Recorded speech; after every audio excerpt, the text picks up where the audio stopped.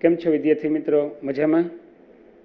Gondal Gangotri school દરેક વિદ્યાર્થીનું હાર્દિક સ્વાગત કરે છે.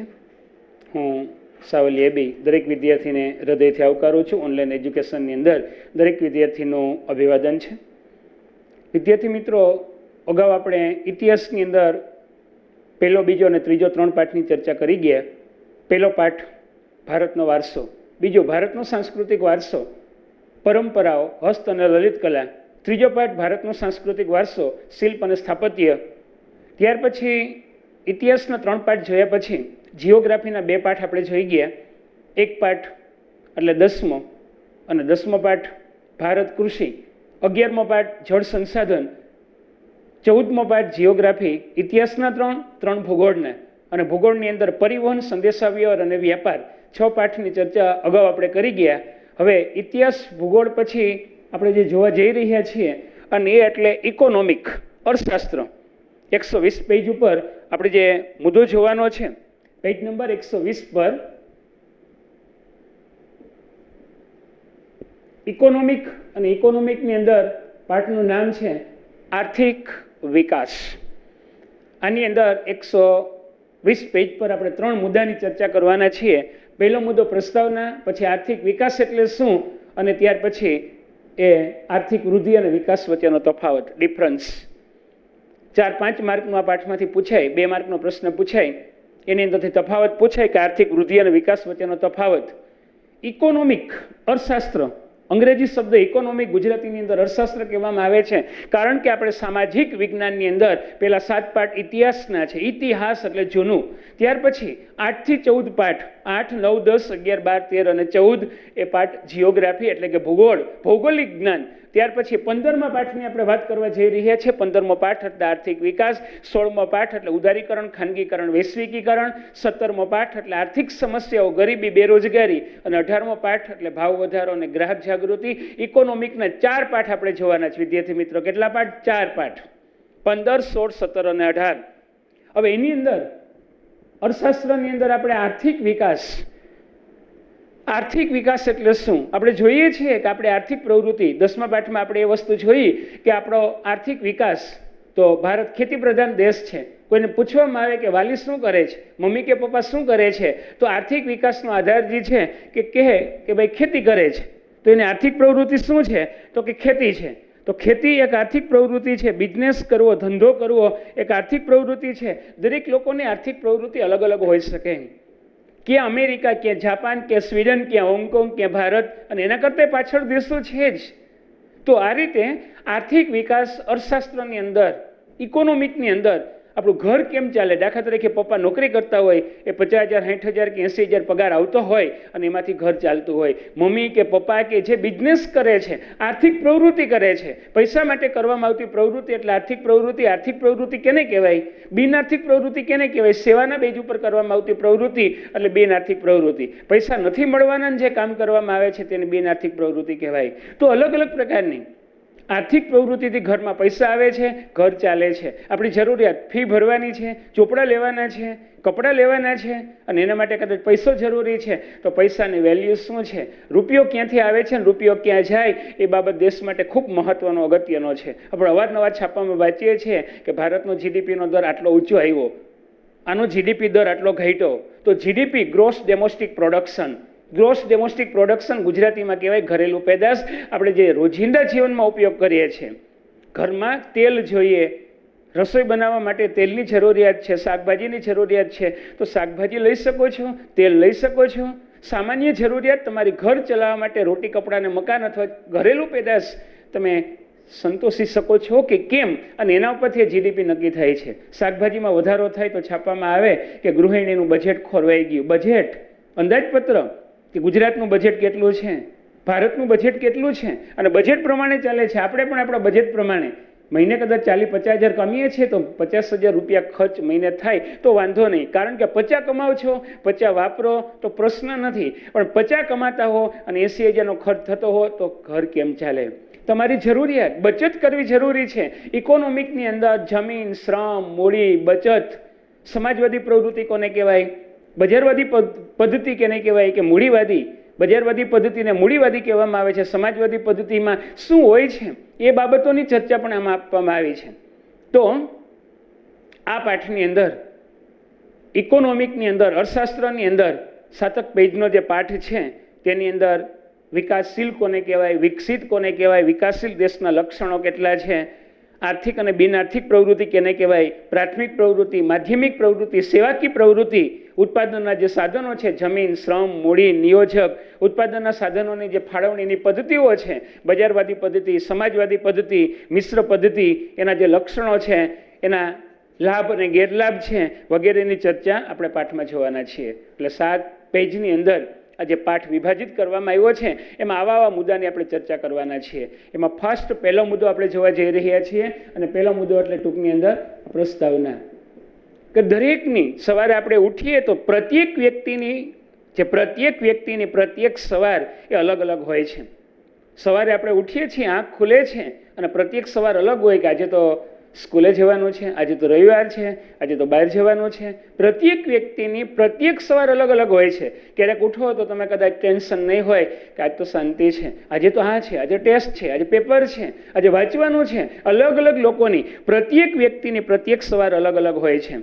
કેટલાક લોકો ભૌતિક સુખ સુવિધાથી ભરપૂર જીવન જીવે છે. નીતા અંબાણી, મુકેશ અંબાણી, કદાચ ટાટા કંપની, તો એ લોકોની પ્રત્યેક સવાર અલગ હશે. એને આપણે કદાચ સામાન્ય લોકો હોય તો કદાચ એને હોય કે ભાઈ આ કામ કરવાનું છે, વાડીએ જવાનું છે, કામ કરવાનું છે, કોઈ પાસેથી ઉછીના પૈસા લીધા હોય 5,000, 10,000 કે 10,000 રૂપિયા આપવાના છે, મેળ થયો નથી, શું કરશું, કઈ જગ્યાએથી. તો આ રીતે પ્રત્યેક વ્યક્તિની પ્રત્યેક સવાર અલગ અલગ હોય છે. કેટલાક લોકો ભૌતિક સુખ અને સુવિધાથી ભરપૂર જીવન જીવે છે, પરંતુ વિશ્વની મોટાભાગની વસ્તી જીવન અસ્તિત્વ ટકાવી રાખવા માટે સંઘર્ષ કરતી હોય છે. અસ્તિત્વ ટકાવી રાખવા માટે મહેનત તો કરવી જ પડે. ઇકોનોમિક એ જ શીખવે છે કે બચત કરવી પડે, મહેનત કરવી પડે. જંગલના રાજા સિંહને પણ ભૂખ લાગે તો હરણની શોધ કરવા માટે શિકારની શોધમાં ભટકવું પડે છે.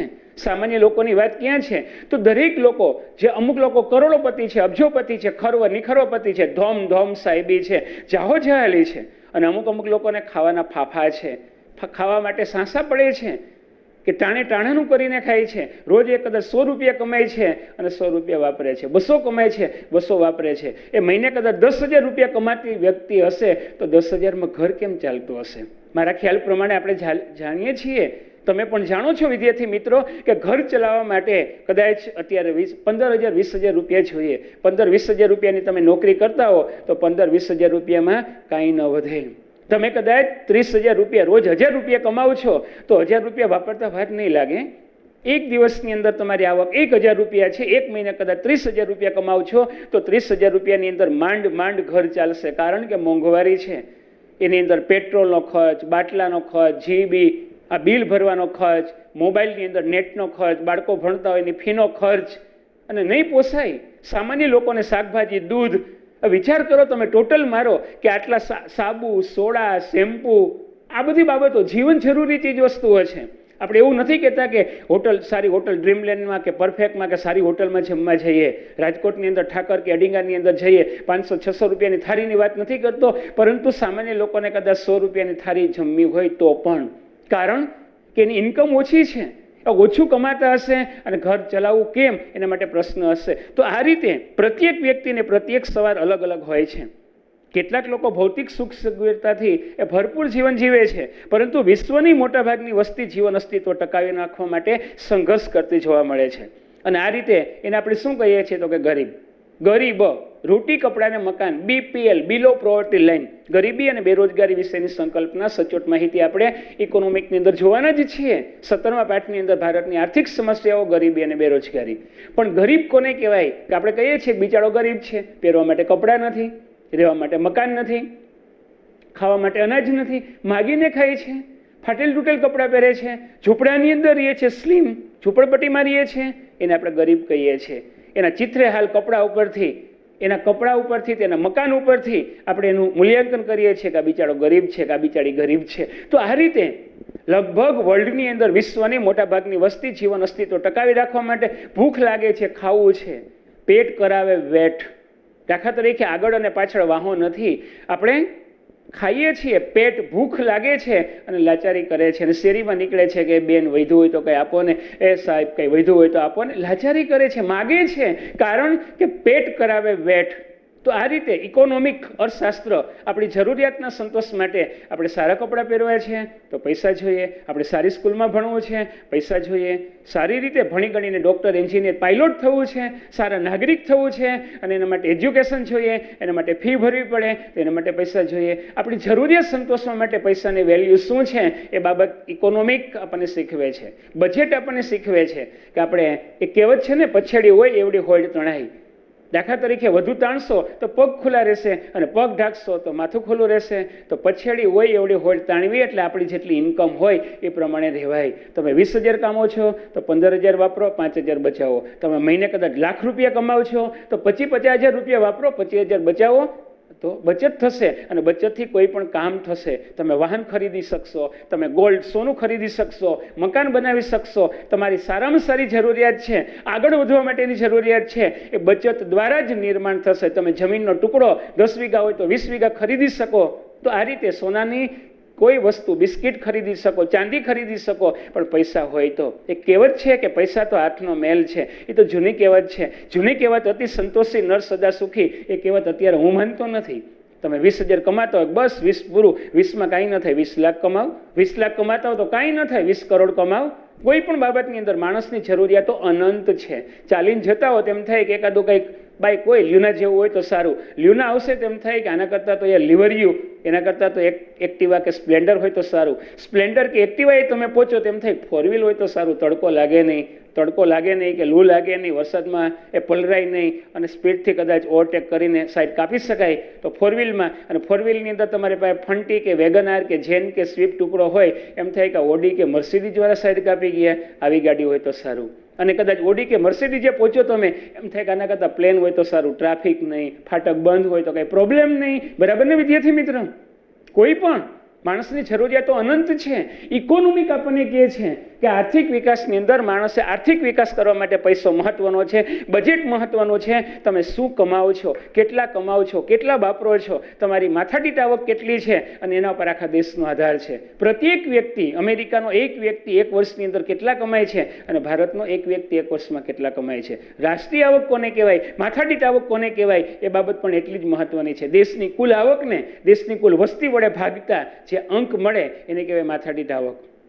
રિલાયન્સની, કદાચ ટાટા, બિરલા, અંબુજા, આ સારામાં સારી જે કંપનીઓ છે, કરોડોપતિ, અબજોપતિ છે. એક વ્યક્તિ કદાચ કરોડો રૂપિયાની અંદર, એક વ્યક્તિ કદાચ એના CEO હશે તો 5 કરોડ, 10 કરોડ, 20 કરોડ કે કરોડોમાં એનું પેકેજ હશે. અમુક લોકો કદાચ મોટી કંપનીમાં જોબ કરે છે તો કદાચ વાર્ષિક પેકેજ તો કે 4 કરોડ, 5 કરોડ, 6 કરોડ, અમુકનો 50 લાખ અથવા મહિને કદાચ કરોડનો પગાર હોઈ શકે. વિદ્યાર્થી મિત્રો જાણો, અમુક લોકો કરોડોની અંદર, મહિનાની અંદર કરોડો રૂપિયાના નોકરી કરે છે, અમુક લોકો મહિના લાખોમાં નોકરી કરે છે, અમુક હજારોમાં નોકરી કરે છે, અને અમુક લોકો આખા દિવસની અંદર 200-300 કે આપણે મજૂર કહીએ છીએ તો 200 રૂપિયા કે 300 રૂપિયાની અંદર આખો દિવસ કામ કરે છે. 500 રૂપિયાની અંદર કદાચ કડીઓ કામ કરે છે. તો આ રીતે અલગ અલગ લોકોની અલગ અલગ જરૂરિયાત. તો ઇકોનોમિક આપણું ઘર ચલાવવા માટે પૈસાની વેલ્યુ છે, અને પૈસા ક્યાંથી કમાવા એ પણ વસ્તુ એટલી જ અગત્યની કે મહત્વની છે. અને એ બાબત એટલે વિશ્વના મોટા ભાગના લોકો, આપણી જરૂરિયાત છે પૈસો, ખાવું જરૂરિયાત છે, ખાવા માટે, અનાજ માટે પૈસા જરૂરી છે, પહેરવા માટે વસ્ત્ર એના માટે પૈસો જરૂરી છે, ફરવા માટે ગાડી એના માટે પણ પૈસો જરૂરી છે. તો માથાદીઠ આવક વધારવી પડે, અને માથાદીઠ આવક વધારવા માટેની બાબત આપણને ઇકોનોમિક અર્થશાસ્ત્ર શીખવે છે. ભારતના મહાન અર્થશાસ્ત્રી એટલે ડૉક્ટર મનમોહન સિંહ. વિશ્વની અંદર લિસ્ટ બનાવવામાં આવે ને, 1 થી 1, 2, 3, 4, 5 આવા 10 લોકોનું લિસ્ટ બનાવવામાં આવે તો એની અંદર 10ની અંદર વિશ્વના 10 ટોપ 10ની અંદર ઇકોનોમિકના પ્રણેતા જે ડૉક્ટર મનમોહન સિંહ છે. આના પછીના પાઠની અંદર આપણે એ વસ્તુ જોવાના છીએ કે 1991માં વિશ્વની અંદર ભયંકર મંદી હતી, અને 91ની અંદર ઉદારીકરણ, ખાનગીકરણ અને વૈશ્વિકીકરણ અમલમાં આવ્યું. તો ઉદારીકરણ, ખાનગીકરણ અને વૈશ્વિકીકરણના અમલની અંદર જે મુદ્દો છે કે ભારતના અર્થતંત્રને ચલાવવું હોય તો ઉદારીકરણ મહત્વનું છે, ખાનગીકરણ મહત્વનું છે, વૈશ્વિકીકરણ, અને ભારતની અંદર મંદીમાંથી બહાર કાઢ્યું, ભારતના લોકોની માથાદીઠ આવકમાં વધારો થયો. એ બાબત પણ આપણે કોષ્ટકમાં જોવાના છીએ કે ભારતની રાષ્ટ્રીય આવક, GDP, ઘરેલું પેદાશ 2011-12માં 87,36,039 કરોડ રૂપિયા હતી. ત્યાર પછી 2015 અને 16ની અંદર વધીને કેટલી થઈ તો કે 1.135,67,192 કરોડ રૂપિયા થઈ. તો એની અંદર જે વધારો થયો 87,36,039 હતી, એના બદલે કદાચ 1,35,67,192 કરોડ રૂપિયા થઈ જીડીપીની અંદર વધારો થયો. દેશની આવકમાં વધારો થયો એટલે માથાદીઠ આવકમાં વધારો થાય, અને માથાદીઠ આવકમાં વધારો થાય એટલે દેશની આવકમાં વધારો થતાં લોકોનું જીવન ધોરણ બદલે, લોકોની ગુણવત્તા બદલે, લોકો હાઈફાઈ જીવન જીવવા લાગે, સારી ગાડીનો ઉપયોગ, સારા મકાનનો ઉપયોગ, સારા કપડાનો ઉપયોગ, અને લોકોની બોલીચાલી, ખાણીપીણી, હાવભાવ, ભાષા, પહેરવેશ બદલે, વ્યક્તિ બદલે, દેશ બદલે. તો આ રીતે અર્થશાસ્ત્ર, ઇકોનોમિક આપણને આ વસ્તુ કહે છે. દેશની સિકલ બદલાવવા માટે માણસ જેમ પૈસાથી બદલે છે, માણસની જીવનશૈલી, ધ વે ઓફ લાઈફ. પૈસા હશે, કરોડપતિ હશે, અબજોપતિ હશે, તો કદાચ ઓડી કે મર્સિડીઝમાં જતો હશે તેને કેવું નહીં પડે, એ નીચે ઉતરશે તેને કેવું નહીં પડે કે આ એનો માલિક છે. એનો ડ્રાઈવર હશે તેને કદાચ કેવું નહીં પડે, આપણે ઓળખી જશું ટૂંકની અંદર એની સ્ટાઇલ ઉપરથી, એની જીવનશૈલી ઉપરથી. તો આ રીતે આપણે ગરીબ કોને કહીએ છીએ એ વસ્તુ પણ એટલી જ મહત્વની છે. રોટી કપડાને મકાન ન મળે એને ગરીબ કહેવાય, પણ આપણે લોકો પોતાની ભૌતિક સુખ સુવિધા માટે, લોકો પોતાની ભૌતિક ટીવી જોઈ, કોમ્પ્યુટર જોઈ, મોબાઈલ જોઈ, સારામાં સારો એપલ મોબાઈલ જોઈએ, સારામાં સારી સ્કૂલ જોઈએ, સારું બાઇક જોઈએ, સારા કપડાં જોઈએ, હાઈફાઈ જીવન જીવવા માટે. અને એના માટે શું તો કે ભૌતિક સુખ અને સુવિધા માટે આરામ એ કલ્પનાનો વિષય છે. અમુક લોકો પાસે બધું હોય તો આરામ છે. ઘણા બધા લોકોને એવું વિચારે કે ભાઈ આરામ કરવો છે, તો એ કલ્પનાનો વિષય છે. તમે એમને થોડા આરામ કરી શકશો. સવારે ઉઠીને કે કાંઈ વાંધો નહીં આરામ કરવો છે, સ્વામિનારાયણ કરવાથી, જય શ્રી કૃષ્ણ કરવાથી, જય માતાજી કે જય મુરલીધર કરવાથી એમને રૂપિયા નહીં આવે, મહેનત કરવી પડશે. તો કલ્પના દરેક લોકો વિચારે ટૂંકની અંદર કે ચરે તે પશુ. અને પહેલાં ઇકોનોમિકની અંદર આપણે જોઈએ છીએ, પણ ઇતિહાસની અંદર મેં વાત કરેલી કે ચરે તે પશુ અને વિચારે તે માનવ. પશુને તમે છૂટું મૂકી દો હરાયા ઢોરની જેમ તો એ ચરતું હોય, પણ માણસ વિચારે કે મારો પગાર 20,000 છે, 40,000 થાય, એના માટે શું કરું. માણસ વિચારે, માણસ વિચારતો હોય, મનન કરતો હોય, ચિંતન કરતો હોય. વિદ્યાર્થી પરીક્ષાની અંદર અમે જોતા હોય સુપરવાઇઝર કે વિદ્યાર્થી બેઠા બેઠા વિચારે બોલપેનથી કે આ પ્રશ્નોનો જવાબ શું આવે, સંસ્કૃતિ એટલે શું, પાઠની અંદર ક્યાં આવે. વિચારે, માણસ વિચારે કે મારે ડોક્ટર બનવું છે તો શું કરવું, મારે એન્જિનિયર બનવું છે તો શું કરવું. માણસ વિચારે છે. વિચારે તે માનવ, ચરે તે પશુ. એટલે આ રીતે કલ્પના, અમુક લોકો કલ્પના કરે કે આપણી પાસે ઓડી હોય તો, મર્સિડીઝ હોય તો, આપણી પાસે લાખો રૂપિયા છે, 20 લાખ છે, પણ 20 કરોડ રૂપિયા હોય તો આ રીતે કલ્પના, અને એના માટે મહેનત કરવી પડે. એટલે આવી પરિસ્થિતિમાં કે આવી પરિસ્થિતિ કેવી રીતે ઉદ્ભવી, આ પરિસ્થિતિમાંથી બહાર કેમ નીકળવું. પૈસા છે તો કઈ રીતે જાળવવા, પૈસા નથી કઈ રીતે કમાવા. આવા તો અનેક પ્રશ્ન અનેક વ્યક્તિના મગજની અંદર હોય છે. કોઈ વિદ્યાર્થીને પ્રશ્ન પૂછે શું બનવું છે, ભણી ગણી સારો મોટો ડોક્ટર બનવું છે, સારામાં સારો એન્જિનિયર બનવું છે, સારામાં સારો પાયલોટ બનવું છે. કોઈ કહેશે શિક્ષક બનવું છે, કોઈ કહેશે શું કરવાનું તો કે આપણે તો ડ્રાઇવિંગ કરવું છે, ટ્રેનમાં નોકરી કરવી છે, કોઈ કહેશે કે આપણે પ્લેન ચલાવવું છે, કોઈ કહેશે કે આપણે કાંઈ નથી કરવું, રિક્ષા ચલાવવી છે. દરેક લોકો અલગ અલગ બાબતો છે. તો એટલે દરેક લોકોની કલ્પના અલગ અલગ હોય. તો આ રીતે આપણે જે વાત કરતા હતા ઇકોનોમિકની અંદર આર્થિક વિકાસ 120 પેજ ઉપર પહેલો પેરેગ્રાફ પ્રસ્તાવના. આ પ્રસ્તાવનાની અંદર આપણે 4 લીટીના પેરેગ્રાફની અંદર શું જોયું કે દરેક લોકોની કલ્પના અલગ અલગ હોય છે. અમુક લોકો હાઈફાઈ જીવન જીવે છે, અમુક લોકો સામાન્ય જીવન જીવે છે. પણ આપણે સામાન્ય જીવન નથી જીવવું. આપણે ઓડી મર્સિડીઝમાં ફરવું છે, સારામાં સારા બંગલામાં રહેવું છે. પિક્ચરના જે હીરો હિરોઈન પાસે કરોડો રૂપિયાની ગાડીઓ હોય છે, એની પાસે કાફલો હોય છે, ઓડી ને મર્સિડીઝ ને ફરારી ને કેટલા પ્રકારની કારો હોય છે, હેલિકોપ્ટર હોય છે, પ્લેન હોય છે. આપણે પણ આ રીતે જીવન જીવવું છે, પણ એ લોકો સ્ટ્રગલ કરે છે, મુસીબત. એ લોકો પણ એક્સરસાઇઝ કરે છે, એ લોકો પણ પોતાની બોડી જાળવે છે. ગાવાવાળા લતા મંગેશકર હોય કે એ લોકો પણ રિયાઝ કરે છે. ગાવાનું એક દિવસ હોય પણ રોજ રિયાઝ કરે છે, રોજ ગાય છે. ત્યારે કોઈ પણ સારામાં સારા ધોની કે સચિન બનવું હોય તો એના માટે નેક પ્રેક્ટિસ કરવી પડે. કે રમવાનું છે ત્યારે જ બેટ લઈને જાય એમ ન ચાલે, રોજ પ્રેક્ટિસ કરવી પડે, કન્ટિન્યુ પ્રેક્ટિસ કરવી પડે. તો આ રીતે આપણે પણ મહેનત કરીએ, આપણે પણ પરિશ્રમ કરીએ, અને આપણી જરૂરિયાતના સંતોષ માટે, આપણી જરૂરિયાત છે એ પૂરી કરવા માટે આપણે અથાગ મહેનત કરવી પડે. તો એ ઇકોનોમિક આપણને અર્થશાસ્ત્ર શીખવે છે. એ બાબત આપણે અહીંયા જોઈ. ત્યાર પછીનો મુદ્દો છે વિદ્યાર્થી મિત્રો કે આર્થિક વિકાસ. હવે આર્થિક વિકાસ કોને કહેવાય. હવે આપણે જોઈએ કે 1947માં ભારત દેશ આઝાદ થયો ત્યારે ભારતનું ચિત્ર શું હતું, અત્યારે ભારતનું ચિત્ર શું છે. તો આર્થિક વિકાસ એટલે શું તો કે આજના આધુનિક યુગની અંદર વિશ્વનો પ્રત્યેક દેશ વિકાસ માટે પ્રયત્ન કરે છે, પ્રત્યેક વ્યક્તિ આગળ વધવા માટે પ્રયત્ન કરે છે, પ્રત્યેક દેશ આગળ વધવા માટે પ્રયત્ન કરે છે. એટલે વિકાસ એ માત્ર આર્થિક જ નહીં પણ અનેક પાસા ધરાવતી સામાજિક પરિવર્તનની પ્રક્રિયા છે. વિકાસ એટલે શું? આપણે કહીએ કે વિકાસ થઈ ગયો, નાનું બાળક હતું, ફૂટ 1નું હતું, 5 ફૂટનું થઈ ગયું, તો એ વિકાસ છે? એ તો વૃદ્ધિ છે. વર્ષો પહેલા કદાચ એ પ ને ક ને ક કહેતો હતો, પછી એને કા એમાંથી કાકા કહેતા આવડ્યું, એ બા કહેતો હતો એમાંથી એને બાપા આવડ્યું, ભૂ કરતો હતો એમાંથી તેને ભાભુ કહેતા આવડ્યું. આ બધું શીખે છે બાળક. તો આ રીતે વિકાસ વર્ષો પહેલા કદાચ નાનું બાળક હતું, 1 વર્ષનું બાળક હતું, એ પાપા પગલી કરતા શીખે છે, અને એમ કરતાં કરતાં ભાખોડિયા ભેર, એમ કરતાં કરતાં પાપા પગલી, એમ કરતાં કરતાં ડગલી ભરતા શીખે છે, અને પછી દોડતા શીખે છે. તો આ રીતે વૃદ્ધિ અને વિકાસ એ બાબત આપણે જોવાના જ છે કે આર્થિક વૃદ્ધિ કોને કહેવાય, આર્થિક વિકાસ કોને કહેવાય. પણ આપણો જે મુદ્દો છે કે આર્થિક વિકાસ, વર્ષો પહેલા આપણે જઈએ અને કદાચ નરિયાવાળા મકાનમાં કોઈ મિત્ર રહેતો હોય અને 5 વર્ષ 10 વર્ષ પછી જઈએ અને નરિયાવાળા મકાનના બદલે સરસ મજાનો પીઓપી બંગલો હોય, આ ગંગોત્રીની જેમ સેન્ટ્રલ એસી હોય, એમ થાય કે વાહ, કે વિકાસ. નરિયાવાળું મકાન હતું અને સરસ મજાનો આવો બંગલો બન્યો, 2 માળ 3 માળના બંગલામાં રહેવા લઈ ગયો, આખી સિકલ બદલી ગઈ. આને કહેવાય વિકાસ. વર્ષો પહેલા કદાચ સાયકલ ચલાવતો હોય, એ સાયકલ ચલાવનાર વ્યક્તિ, મજૂરી કરનાર વ્યક્તિ એ કદાચ સારી ગાડીમાં જતો હોય, એમ થાય કે શું છે ભાઈ, સ્વિફ્ટ ટુકડાની અંદર કે સારી 4 વ્હીલમાં આવી ગયા, તો કે આ લસણની અંદર કે ડુંગળીની અંદર કે આની અંદર લે વેચની અંદર એ મેળ આવી ગયો, ગાડી પાટે ચડી ગઈ અને 2 વ્હીલમાંથી 4 વ્હીલ એ પહોંચી ગયા.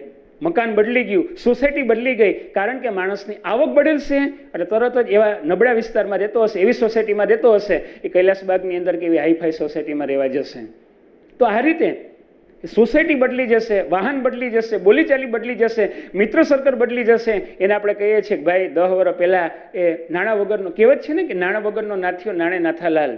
નાણાં વગરનો તો કે નાથિયો, પણ નાથે નાણાં હશે, પૈસા હશે, આવો નાથાલાલભાઈ. કોઈ પણ પાનના ગલે કે કોઈ જગ્યાએ લોકો ઊભા હોય, કોઈ મજૂર આવશે તો તરત જ એના પ્રત્યે અણગમો હશે, પણ કોઈ ડૉક્ટર, એન્જિનિયર કે પાયલોટ કે કોઈ એવી વ્યક્તિ આવશે, પ્રોફેસર કે આવશે, આવો સાહેબ, તરત એને માન આપશે. ડૉક્ટર હશે કદાચ તો તરત જ ખુરચી ખાલી કરીને કહેશે, આવો ડૉક્ટર સાહેબ, બેસો, રાદડિયા સાહેબ, માથુકિયા સાહેબ, સુખવાલા સાહેબ, બેસો. તરત માન મળશે. શા માટે? એની આવક ઊંચી છે, કારણ કે એને સમાજમાં લોકો એને પ્રતિષ્ઠિત વ્યક્તિ ગણે છે. એટલે આ રીતે આજના આધુનિક યુગમાં વિશ્વનો પ્રત્યેક દેશ વિકાસ માટે પ્રયત્ન કરે છે. પણ વિકાસ એ માત્ર આર્થિક જ નહીં પણ અનેક પાસા ધરાવતી સામાજિક પરિવર્તનની પ્રક્રિયા છે. વિકાસ થયો એટલે શું? તો કે પૈસા આવી ગયા એટલે વિકાસ થયો? એવું નથી, પણ પરિવર્તન, બોલી ચાલી, ખાણી પીણી, હાવ ભાવ, ભાષા, બધું જ. પેલા નરિયાવાળા ગામડામાં મકાન હતા, ગામડાની અંદર આલિશાન શહેરને ટક્કર મારે એવા સરસ મજાના પીઓપી વાળા મકાનો બનાવે છે. અત્યારે શહેરની અંદર જે મકાનો છે એના કરતાં આધુનિક સારા મકાનો ગામડામાં હશે. શહેરની અંદર લોકો પાણીપુરી, પીઝા ખાય, ગામડાના લોકો સારી વસ્તુ ખાય છે, નથી ખાતા એવું થોડું છે? તો આ રીતે પૈસા એટલે જ આર્થિક વિકાસ નહીં, પણ આર્થિક વિકાસની અંદર બીજી બધી ઘણી બધી અનેક પાસા ધરાવતી સામાજિક પરિવર્તનની પ્રક્રિયા છે. શિક્ષણ આવ્યું અને એને સામે પરિવર્તન આવ્યું, કોઈ પણ શહેરીકરણ થયું, ઉદ્યોગીકરણ થયું, આવા તો અનેકવિધ પાસા છે. ગામડા બદલ્યા, બોલી ચાલી, હાવ ભાવ, ભાષા, પહેરવેશ બધું બદલ્યું. એના પાયામાં ખાલી પૈસા જ નથી. પૈસો મહત્વનો છે એમાં ના નહીં, પૈસો જરૂરી છે એમાં ના નહીં, પૈસો મહત્વનો જ છે, પરંતુ પૈસાથી બધી વસ્તુ નહીં. માનપાન એ બધું પૈસાને જ નથી, એ બાબત પણ સમાજમાં સ્ટેટસ, અમુક લોકોને સમાજની અંદર એ માન મળે છે. તરત જ લોકો કહેશે કે આવો, અમુક લોકોને વધુ કમાતો હશે, કડિયો કદાચ વધુ કમાતો હશે, કારીગર ગેરેજવાળો વધુ કમાતો હશે, પણ એવા કપડાં, એવા હાથ, અને લોકો એનાથી દૂર ભાગશે. પણ ઓછા પૈસા કમાતા હશે પણ સમાજના લોકો એને અલગ દ્રષ્ટિથી જુએ છે. આવો પ્રોફેસર, આવો ડૉક્ટર સાહેબ. તો આ રીતે પૈસા એટલે આર્થિક વિકાસની અંદર, હવે આર્થિક વિકાસ એ કોઈ પણ દેશની રાષ્ટ્રીય આવકમાં થતો સતત વધારો સૂચવે છે. આર્થિક વિકાસ એટલે શું? તો કે દેશની જે રાષ્ટ્રીય આવક છે, દેશની અંદર વર્ષે કેટલી ઇન્કમ થઈ, એમાંથી અલગ અલગ પ્રકારના ટેક્સ, અલગ અલગ પ્રકારની જે હુંડિયામણ નિકાસ કરે છે, એમાંથી પૈસા મળે છે. એટલે દેશની કુલ આવક, રાષ્ટ્રની કુલ આવક, એટલે આર્થિક વિકાસ કોઈ પણ દેશની રાષ્ટ્રીય આવકમાં થતો સતત વધારો સૂચવે છે. આર્થિક વિકાસ એટલે શું? મેં 2 પોઈન્ટ લખ્યા કે આર્થિક વિકાસ એટલે શું? તો કે દેશની રાષ્ટ્રીય આવકમાં સતત વધારો થવો. દેશની આવક જે છે, રાષ્ટ્રીય આવક છે, એમાં સતત વધારો થવો. પછી દેશની જે માથાદીઠ આવકમાં વધારો થવો. એ ઉપરાંત લોકોના જીવન ધોરણમાં સુધારો થવો, એને કહેવામાં આવે છે આર્થિક વિકાસ. દેશની રાષ્ટ્રીય આવકમાં વધારો થયો, દેશની માથાદીઠ, લોકોની જે માથાદીઠ આવક છે એમાં વધારો થયો, લોકોના જીવન ધોરણમાં સુધારો થયો. એ ઉપરાંત આ બાબતને આર્થિક વિકાસ કહેવામાં આવે છે. પૈસા તો કે 10,000 કમાતા હતા, હવે તો કે 70-80,000 કમાય છે. સામાન્ય દુકાન હતી, પાનનો ગલ્લો હતો અથવા કોઈ ગેરેજ હતી અને ગેરેજની અંદરથી સરસ મજાનો એ શોરૂમ કર્યો. નાનકડી પંચરની દુકાન હતી અને એમ કરતાં કરતાં સરસ મજાનો શોરૂમ કર્યો. તો આ રીતે આને કહીએ છીએ કે ભાઈ લોકોનું જીવન ધોરણ બદલ્યું, એની માથાદીઠ આવક બદલી ગઈ, એની અંદર સતત વધારો થયો. એટલે આ બાબતને રાષ્ટ્રીય અથવા આર્થિક વિકાસ કહેવામાં આવે છે. દેશની કુલ આવકને રાષ્ટ્રીય આવક કહેવાય. દેશ કેટલા કમાય છે અને રાષ્ટ્રીય આવક કહેવાય. પણ દેશની કુલ રાષ્ટ્રીય આવકને એક સૂત્ર છે, દેશની કુલ માથાદીઠ આવક, દેશની કુલ રાષ્ટ્રીય આવક અને દેશની કુલ વસ્તી. આટલી રાષ્ટ્રીય આવક છે, આટલી વસ્તી છે, એનો બેનો ભાગાકાર કરીએ અને જે આવક મળે એને માથાદીઠ આવક કહેવામાં આવે છે. વિદ્યાર્થી મિત્રો, ખાસ સંકલ્પના યાદ રાખજો, વ્યાખ્યા યાદ રાખજો કે દેશની કુલ આવકને રાષ્ટ્રીય આવક કહેવામાં આવે છે, પણ માથાદીઠ આવક માટે દેશની કુલ રાષ્ટ્રીય આવક અને છેદની અંદર અથવા કાઉન્સની અંદર એની નીચે એને ભાંગવાના કેનાથી, તો કે દેશની કુલ વસ્તીને. એટલે દેશની કુલ આટલી આવક છે, દેશની કુલ આટલી વસ્તી છે, એ બરાબર માથાદીઠ આવક. હવે લોકોના જીવન ધોરણની અંદર સુધારો થયો, લોકોનું જીવન ધોરણ બદલ્યું.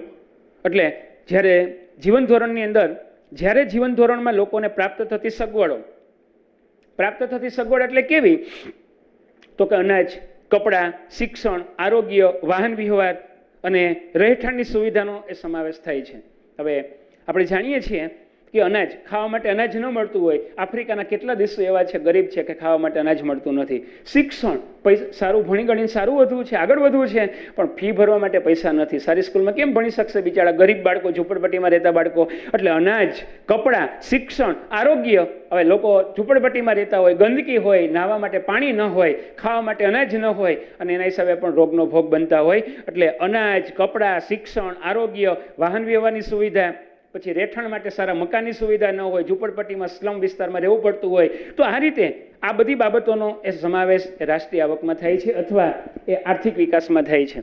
અમેરિકામાં તમે જુઓ તો કેવા રોડ છે, કેવા બંગલાઓ છે, કેવા લોકો હાઈફાઈ જીવન જીવે છે. જાપાન કેવું લોકો જીવન જીવે છે. પણ આફ્રિકાના દેશમાં જશો તો ચિત્ર અલગ છે. અમેરિકા આપણાથી આગળ છે કારણ કે વિકસિત છે, આફ્રિકા પાછળ છે કારણ કે વિકાસશીલ છે. આપણે પણ વિકાસશીલ છીએ અને ધીરે ધીરે ભારત કે ચીન જેવા દેશો પણ વિકાસશીલમાંથી વિકસિત થઈ રહ્યા છે. જે દેશની માથાદીઠ આવક $735 વધુ હોય એને વિકસિત કહેવાય અને $735 નીચી હોય એને વિકાસશીલ કહેવાય. ભારતના લોકોની માથાદીઠ આવક $735 નીચી છે એટલે વિકાસશીલ. પણ વિકાસશીલ દેશના લક્ષણો શું છે એ બાબતની અંદર ચર્ચા આપણે જૂની બુકમાં 13 મુદ્દા હતા, આમાં 9 મુદ્દા છે. એ બાબતની ચર્ચા પણ આપણે પછી મુદ્દો આવશે ત્યારે કરશું. આપણો જે મુદ્દો છે કે ભારતને આઝાદી મળી, 15 ઓગસ્ટ 1947 દેશ આઝાદ થયો. ત્યાર પછી રાષ્ટ્રીય આવકની અંદર અને માથાદીઠ આવકમાં વધારો થયો. વર્ષો પહેલા પપ્પાના પપ્પા કે દાદાના વખતની અંદર આવક ઓછી હશે, 25-30 હજાર રૂપિયાની મગફળી થાય એટલે 25,000માં આખું વરસ ચાલે. 50,000 રૂપિયાનો કપાસ થયો હોય તો આખું વરસ ચાલે. અત્યારે કદાચ 50,000 રૂપિયાની ઇન્કમ હોય તો મહિનોય ન ચાલે, કારણ કે મોંઘવારી. 100 રૂપિયાની ખરીદી કરવા માટે કદાચ 100 કે 500 રૂપિયા એ ખીચામાં નાખીને બળદગાડું લઈને શહેરમાં ખરીદી કરવા માટે જાય તો ગોળનો ડબ્બો, બાજરો, કેટલી વસ્તુ લઈ આવે. 500 રૂપિયામાં ગાડું ભરાય એટલી વસ્તુ આવતી. અત્યારે 500 રૂપિયા લઈને કદાચ શાકભાજી લેવા માટે જઈએ તો ઠેલી ભરાય. એ ઘણી વખત મોંઘું હોય તો શાકભાજી પણ ન આવે. વર્ષો પહેલા કદાચ સસ્તું હતું, અત્યારે મોંઘવારી છે. તો દેશને જ્યારે આઝાદી મળી 15 ઓગસ્ટ ત્યાર પછી રાષ્ટ્રીય આવકની અંદર અને માથાદીઠ આવકમાં વધારો થયો. પહેલા જે અનાજ, કપડાં, વીજળી, અનાજ છે, કપડાં છે, વીજળી છે, શિક્ષણ છે, આરોગ્ય છે, રહેઠાણ છે, એનો વપરાશ અથવા સેવાઓ છે એ ઓછી હતી. આટલી બધી સરસ મજાની સ્કૂલો નહોતી. આરોગ્ય માટેના આ બધા આરોગ્ય કેન્દ્રો છે, ડોક્ટરી સુવિધા છે, નવી નવી ટેકનિક છે, નવી નવી દવાઓ છે, એ બધું નહોતું. સેવાઓ વધી, ગામડે ગામડે દવાખાના બનાવવામાં આવ્યા, આ હેલ્થ સેન્ટર બનાવવામાં આવ્યા. આ બધી સુવિધા વધારો થયો. ગરીબ લોકોને 2 રૂપિયા કિલો ઘઉં કે 3 રૂપિયા કિલો કે વિના મૂલ્યે અનાજ આપવામાં આવે છે. કેટલી બધી શિષ્યવૃત્તિ આપવામાં આવે છે. ગરીબ બાળકોને એ કદાચ સાયકલ આપવામાં આવે છે. ઘણી બધી સુવિધા આપવામાં આવે છે. વર્ષો પહેલા ચિત્ર નહોતું, શિક્ષણ નીચી હતું, લોકોની ગરીબી. પહેલા કહેવાય કે 50% લોકો ગરીબ હતા, પછી 36%, અત્યારે કદાચ 23-26% લોકો ગરીબી રેખા નીચે જીવે છે. ગરીબીનો દર ઘટે છે અને એના પાયાની અંદર સરકારની સુવિધા છે. સરકારશ્રીની ઘણી બધી એવી યોજનાઓ છે. ગરીબી ઘટે, બેરોજગારી ઘટે, લોકો ભૂખમરાથી મૃત્યુ ન પામે, કુપોષણની સમસ્યા દૂર થાય, લોકોને સારામાં સારું આરોગ્યની સુવિધા મળે એ માટે અલગ અલગ પ્રકારના કાર્ડ, અલગ અલગ લાખ, 2 લાખ કે 5 લાખ સુધીના ઓપરેશન એ સરકાર એ મફતની અંદર કરી આપે છે. તો આ રીતે માં અમૃતમ, ઘણી બધી એવી યોજનાઓ છે. ઈ મમતા કાર્ડ. તો ગવર્મેન્ટ દ્વારા, સરકાર શ્રી દ્વારા ઘણી બધી, રાજ્ય સરકાર કે કેન્દ્ર સરકાર એના માટે પ્રયાસ હાથ ધર્યો છે. એટલે આઝાદી મળ્યા પછી રાષ્ટ્રીય આવક અને માથાદીઠ આવકમાં વધારો થયો અનાજ, કપડાં, વીજળી, શિક્ષણ, આરોગ્ય, રહેઠાણ આ સેવાઓની અંદર વપરાશ અને સુવિધામાં વધારો થયો. અગાઉની સરખામણીમાં ઉપરોક્ત એટલે આ બધી જે જરૂરિયાતો છે એ સારી રીતે સંતોષાય છે. વર્ષો પહેલાં પપ્પાના પપ્પા કે દાદાના વખતમાં સુવિધા નહોતી. હું તો એવું કહું છું કે વર્ષો પહેલાં રાજા મહારાજાને જે સુવિધા નહોતી આપણને સામાન્ય લોકોને મળે છે. નેટના ગૂગલના યુગમાં આપણે જીવીએ છીએ. કોઈને પૂછવું નથી પડતું, રસ્તો આપણને નેટ ગૂગલ બતાવે છે. વર્ષો પહેલાં જે સિસ્ટમ નહોતી, મોબાઈલ, હરતું ફરતું કોમ્પ્યુટર એટલે મોબાઈલ, કેવડી મોટી સુવિધા આપણને મળે છે. સહજ, સ્વાભાવિક. વર્ષો પહેલાં કદાચ રાજા મહારાજાને મોબાઈલની, નેટની, ગૂગલની ખબર નહોતી. તો આ રીતે વર્ષોથી આપણી જે જરૂરિયાતો એ સંતોષાતી અને આથી કહી શકાય કે ભારતમાં આર્થિક વિકાસ થઈ રહ્યો છે. વર્ષો પહેલાં જે કોઈ એક જગ્યાએથી બીજી જગ્યાએ ફોન કરવો હોય, એક જગ્યાએથી બીજી જગ્યાએ કોઈને ફોન કરવો હોય તો ફોન કરવાની અંદર કદાચ ફોન કરવાની અંદર એ જે ચાર્જ લાગતો હતો 10 થી 12 રૂપિયા. વિદ્યાર્થી મિત્રો વિચાર કરો, એક ફોન કરવાની અંદર, એક કોલ ફોન કરવાની અંદર 10 થી 12 રૂપિયાનો ચાર્જ થતો હતો. અત્યારે કદાચ આપણે જાણીએ છીએ કે એક કોલ કરવાની અંદર 3 રૂપિયા હતા. રૂપિયો અત્યારે તો પ્રતિ સેકન્ડ, 1 સેકન્ડની અંદર, 1 રૂપિયાની અંદર, 1 મિનિટની અંદર, 1 પૈસાની અંદર વાત થઈ રહી છે. વર્ષો પહેલાં કદાચ તમારે 1 GB નેટ તો 147 કે 150 કે 147 રૂપિયામાં 1 GB નેટ મળતું હતું. અત્યારે કદાચ 600 રૂપિયાની અંદર એ દરરોજ 1.5 થી 2 GB નો ઉપયોગ. હવે મહિનાના 600 રૂપિયા તો રોજના 20 રૂપિયા થયા અને 20 રૂપિયાની અંદર તમે 2 GB એ નેટનો ઉપયોગ કરી શકો છો. મોબાઈલ કેટલો સસ્તો પડ્યો. વર્ષો પહેલાં સસ્તો હતો, ધીરે ધીરે મોંઘું થતું જાય છે. પણ એમ છતાંય વર્ષો પહેલાં કરતાં અત્યારે એની અંદર ઘણું બધું ચેન્જ આવ્યું, પરિવર્તન આવ્યું. એ બાબત આપણે જાણીએ છીએ. એટલે કહી શકાય કે ભારત આર્થિક વિકાસ કરી રહ્યું છે. ભારતનો આર્થિક વિકાસ થયો એ પણ કેના ઉપરથી ખબર પડે છે? ત્યાર પછી ભારતની રાષ્ટ્રીય આવક. વિદ્યાર્થી મિત્રો આટલું જાણવું ગમશે. આની અંદર આંકડાકીય માહિતી યાદ રાખજો કે આર્થિક ભારતના જે લોકો છે, ભારતની રાષ્ટ્રીય આવક, ભારતની રાષ્ટ્રીય આવક એટલે GDP, gross domestic production. GDP એટલે ગ્રોસ ડોમેસ્ટિક પ્રોડક્શન, ઘરેલું પેદાશ. હવે 2011-12 ની અંદર કેટલી હતી તો કે 87,36,039 કરોડ રૂપિયા હતી. જે વધીને કેટલી થઈ 1500 ની અંદર તો કે 1 પોઈન્ટ એટલે 1,35,67,192 કરોડ રૂપિયા થઈ. આની અંદર તમે જુઓ છો કે આની અંદર વધારો થયો. આની અંદર જે વધારો થયો, પેલા સિંચાઈનું પ્રમાણ ઓછું હતું, સિંચાઈની અંદર 4 ગણો વધારો થયો, લોકોની માથાદીઠ આવકમાં વધારો થયો. એટલે એના પરથી કહી શકાય છે કે ભારત વિકાસશીલ હતો એમ કરતાં કરતાં વિકસિત થવા જઈ રહ્યો છે. આપણે આ ટોપિકની અંદર ચર્ચા કરી. અત્યારે આપણે જે જોતા હતા કે ભારતનો આર્થિક વિકાસ, તો પાઠ ઇકોનોમિકનો 120 પેજ ઉપર આપણે આર્થિક વિકાસ, એની અંદર પહેલો મુદ્દો પ્રસ્તાવના, અને પ્રસ્તાવનાની અંદર પ્રત્યેક વ્યક્તિને પ્રત્યેક સવાલ અલગ અલગ હોય છે. કરોડપતિ, અબજોપતિ હોય તો અલગ જીવન જીવતા હોય, પણ સામાન્ય લોકો માંડ માંડ પૂરું કરે છે એનું જીવન શું છે. ત્યાર પછી આર્થિક વિકાસ, અને આર્થિક વિકાસ એટલે દેશની રાષ્ટ્રીય આવકમાં સતત વધારો થવો, દેશની માથાદીઠ આવકમાં વધારો થવો, લોકોના જીવન ધોરણમાં સુધારો થવો. અને ત્યાર પછી આપણે કોષ્ટક ભણ્યા. આ કોષ્ટકની અંદર આપણે જોયું કે ભારતની રાષ્ટ્રીય આવક કેટલી છે. 2011-12માં આટલી હતી, જે વધીને કેટલી થઈ, આટલી આવક થઈ. તો ત્યાર પછી હવે આપણે આર્થિક વૃદ્ધિ અને વિકાસ વચ્ચેનો તફાવત જોવા જઈ રહ્યા છીએ. આર્થિક વૃદ્ધિ અને આર્થિક વિકાસ વચ્ચેનો તફાવત, એની અંદર 3 ટોપિક છે, 3 મુદ્દા છે. હવે આર્થિક વૃદ્ધિ કોને કહેવાય? સામાન્ય રીતે આર્થિક વૃદ્ધિ અને આર્થિક વિકાસ એ બંને શબ્દો એ વધારો સૂચવે છે કે આર્થિક વિકાસ થયો, આર્થિક વૃદ્ધિ થઈ કે ભાઈ 5 ફૂટના હતા 6 ફૂટના થઈ ગયા, બાળકનો વધારો થયો, બાળકની અંદર જે વસ્તી વધે છે તો 2 માંથી 4, પણ એ જે 5 ફૂટનો તો 4 ફૂટ ઊંચાઈ હતી અને 4.5 ફૂટ થઈ, એને આપણે વૃદ્ધિ કહીએ છીએ. વિકાસ આજીવન ચાલે છે અને વૃદ્ધિ એ સીમિત છે. આપણે 21 વર્ષ, 22 વર્ષ કે 25 વર્ષ સુધી કદાચ ઊંચાઈ વધે, પછી કદાચ જાડાઈ વધે, અમુક લોકો ગોળ મટોળ વજન વધે, પણ ઊંચાઈ વધતી નથી. કે તમે 22 વર્ષના હતા ત્યારે કદાચ 6 ફૂટના હતા અને 22ના બદલે 44 વર્ષના થયા એટલે 6 ફૂટના બદલે 12 ફૂટના થયા, એ શક્ય નથી. વૃદ્ધિ શરીરના અંગોની અંદર જે બાળકના મગજ, કિડની, ફેફસા એની અંદર વૃદ્ધિ થાય છે. તો વૃદ્ધિ અને વિકાસ વચ્ચેનો તફાવત 2 માર્કમાં પ્રશ્ન પૂછે વિદ્યાર્થી મિત્રો કે આર્થિક વૃદ્ધિ અને વિકાસ વચ્ચેનો તફાવત જણાવો. તો એની અંદર શું લખશું? તો 3 પોઈન્ટ છે. વિકાસની પ્રક્રિયાના આધારે, અર્થતંત્રમાં થતા પરિવર્તનના આધારે અને વિકસિત અને વિકાસશીલ દેશોના સંદર્ભની અંદર. એટલે આર્થિક વૃદ્ધિ અને વિકાસ એ બંને શબ્દો વધારો સૂચવે છે, પરંતુ બંને વચ્ચે કેટલાક તફાવત જોવા મળે છે. અને એ તફાવતની અંદર 3 ટોપિક છે. એમાં પહેલો ટોપિક છે વિકાસની પ્રક્રિયાના આધારે. હવે આર્થિક વિકાસ એ ગુણાત્મક છે. વિદ્યાર્થી મિત્રો, આર્થિક વિકાસ એ ગુણાત્મક છે અને આર્થિક વૃદ્ધિ એ પરિણાત્મક છે. ગુણાત્મક અને પરિણાત્મક. પરિણામ મળે છે, એની અંદર ગુણની અંદર વધારો થાય છે, ક્વોલિટી અને ક્વોન્ટિટી. તો આ રીતે આર્થિક વૃદ્ધિ અને વિકાસ વચ્ચે તફાવતની અંદર પહેલો મુદ્દો કે આર્થિક વિકાસ એ ગુણાત્મક છે અને આર્થિક વૃદ્ધિ એ પરિણાત્મક છે. આર્થિક વિકાસ એ પ્રથમ અવસ્થા છે. પ્રથમ અવસ્થા એટલે આર્થિક વૃદ્ધિ, અને ત્યાર પછીનો જે મુદ્દો આવે એની અંદર કે આર્થિક વૃદ્ધિ એ આર્થિક વિકાસ પછીની પ્રક્રિયા છે. તો આ રીતે પહેલા મુદ્દા પછી બીજા મુદ્દાની અંદર અર્થતંત્રમાં થતું પરિવર્તન. હવે અર્થતંત્રમાં પરિવર્તન એટલે શું? તો કે આપણે જાણીએ છીએ કે 1947માં દેશને આઝાદી મળી ત્યાર પછી ભારતના અર્થતંત્રની અંદર ઘણા બધા ચેન્જ પરિવર્તન આવ્યા. હવે અર્થતંત્રમાં થતા નવા નવા સંશોધન, એની અંદર ઉત્પાદનની અંદર વધારો થયો.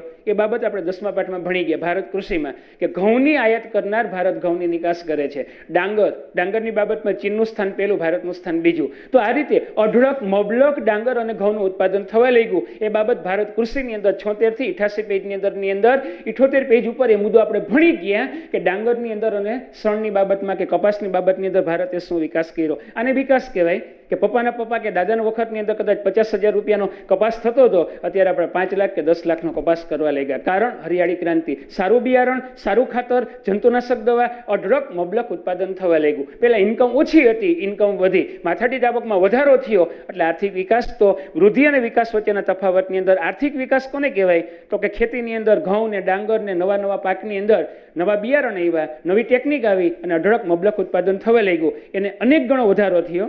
પેલા 510 લાખ ટન અનાજ ઉત્પાદન થતું હતું, 20-90 લાખ ટન અનાજ ઉત્પાદન થવા લાગ્યું. 4 ગણો વધારો થયો. એના પાયામાં સિંચાઈની સુવિધા, હરિયાળી ક્રાંતિ, ઘણા બધા મુદ્દાઓ રહેલા છે. એટલે કહી શકાય કે અર્થતંત્રમાં થતા પરિવર્તન, ટેકનિકલ સુધારા આવ્યા, સંસ્થાગત સુધારા આવ્યા, અને એના હિસાબે પણ ઉત્પાદનમાં વધારો થયો. એટલે આ રીતે અનેક ગણો વધારો થયો. આ બાબત આર્થિક વિકાસ છે. તો બીજી બાજુ શું છે કે પેલા પડતર જમીન હતી, ખરાબો હતી, નકામી જમીન હતી. એ જમીન ઉપર શું થયું? તો કે જમીનની અંદર વધારો થયો, ખેતી લાયક બનાવવામાં આવી. જેસીબી કે બુલડોઝર કે એના દ્વારા જમીનને ખેડવામાં આવી, ખાડા બુરવામાં આવ્યા, એ કાપ, એમાં વેરી તળાવનો કાપ નાખવામાં આવ્યો અને સારામાં સારું ઉત્પાદન થાય એ વેસ્ટમાંથી બેસ્ટ એના માટે પ્રયત્ન થયો. ખરાબો હતી અથવા દરિયાકાંઠે ખારાશવાળી ક્ષારવાળી જમીન હતી, એમાં જીપ્સમ ચીરોડી અને એના દ્વારા પણ ખેતીને, નકામી જમીનને સારી જમીન બનાવી. અને એના હિસાબે પણ અર્થતંત્રની અંદર થતા પરિવર્તન એટલે ચેન્જ, પરિવર્તન. ખેડે તેની જમીન, જમીનદારી પ્રથા, આવા ઘણા બધા સુધારા વધારા કરવામાં આવ્યા. એ 9 મુદ્દા આપણે જોઈ ગયા, ટેકનિકલ અને સંસ્થાગત સુધારા. અને લાસ્ટ છેલ્લો મુદ્દો છે આજનો આપણો, વિકસિત અને વિકાસશીલ દેશોના સંદર્ભમાં. જે દેશની માથાદીઠ આવક, વિદ્યાર્થી મિત્રો, જે દેશની માથાદીઠ આવક $735 હોય એને વિકસિત કહેવાય, અને જે દેશની માથાદીઠ આવક $735 કરતાં નીચી હોય એને વિકાસશીલ કહેવાય. ભારત, ચીન, પાકિસ્તાન, શ્રીલંકા, ભારતના આજુબાજુના આપણા પાડોશી દેશો તમે જુઓ તો વિકાસશીલ છે. આફ્રિકા જે દેશો છે, આફ્રિકા ખંડ છે, એ વિકાસશીલ છે. પણ યુરોપ છે, સ્વીડન, હોંગકોંગ, જાપાન, આ બધા કેટલા એવા દેશો છે કે જેને આપણે વિકસિતની હરોળમાં મૂક્યા છે. એટલે વિકસિત અને વિકાસશીલ દેશોના સંદર્ભોની અંદર પણ એ તફાવત જોવા મળે છે. વિકસિત દેશોની રાષ્ટ્રીય આવકમાં થતો વધારો, વિકસિત દેશો છે, અમેરિકા, જાપાન, સ્વીડન, આ બધા દેશો છે વિકસિત છે. કારણ કે સરસ રોડ છે, સારા મકાનો છે, બધા પાસે ઓડી, મર્સિડીઝ, ફરારી કે સારી કાર છે, ને ફંટી કે વેગનાર કે આવી ગાડીઓ નથી. આપણે કદાચ અહીંયા સારામાં સારી ગાડી આ બાબતો કે 4 વ્હીલ, પણ અહીંયા કદાચ ઓડી, મર્સિડીઝ, ફરારી કે સારી ગાડીમાં એ લોકો, કારણ કે મહિને કદાચ લાખ, 1.5 લાખ, 2 લાખ, 5 લાખ કામે છે. દરેક કામે છે, દરેક વ્યક્તિ પાસે પોતાનું વાહન છે, દરેક પાસે બેંક બેલેન્સ છે, પ્રોબ્લેમ નથી. અહીં ખાવા માટેના ફાફા છે, ઘણા બધા લોકો માગીને ખાય છે. ગરીબ, અમેરિકામાં કદાચ ગરીબી નથી, અમેરિકામાં ઝૂંપડપટ્ટી નથી, એટલે કહી શકાય કે અમીર છે. તો આ રીતે વિકસિત અને વિકાસશીલ, એટલે વિકસિત દેશોની રાષ્ટ્રીય આવકમાં થતો વધારો એ આર્થિક વૃદ્ધિ કહેવાય, જ્યારે વિકાસશીલ દેશોની રાષ્ટ્રીય આવકમાં થતો વધારો એને આર્થિક વિકાસ કહેવાય. 1947માં દેશને આઝાદી મળી અને અત્યારે આપણે 2020 બહુ અગત્યનું મહત્વનું વર્ષ છે, આપણે જાણીએ છીએ 2020. તો આ રીતે આપણે માથાદીઠ આવકમાં વધારો થયો, ઉત્પાદનમાં વધારો થયો, પણ અમેરિકાની હરોળમાં તો પાછળ છીએ. તો આર્થિક વૃદ્ધિ અને વિકાસશીલની અંદર આપણે 3 મુદ્દા વિદ્યાર્થી મિત્રો યાદ રાખશું કે વિકાસની પ્રક્રિયાના આધારે, પછી અર્થતંત્રમાં પરિવર્તનના આધારે અને વિકસિત અને વિકાસશીલ દેશના પરિવર્તનના આધારે. આજની તારીખની અંદર આપણે 120 પેજ અને 21 પેજ ઉપર 3 મુદ્દા ભણ્યા. પહેલો મુદ્દો પ્રસ્તાવના, આર્થિક વિકાસ, ત્યાર પછી આર્થિક વૃદ્ધિ અને વિકાસ વચ્ચેનો તફાવત. Thank you. વંદે માતરમ. ભારત માતા કી જય. ફરી મળશું ત્યારે આપણે વિકાસશીલ અર્થતંત્રના લક્ષણો વિશેની ચર્ચા કરશું.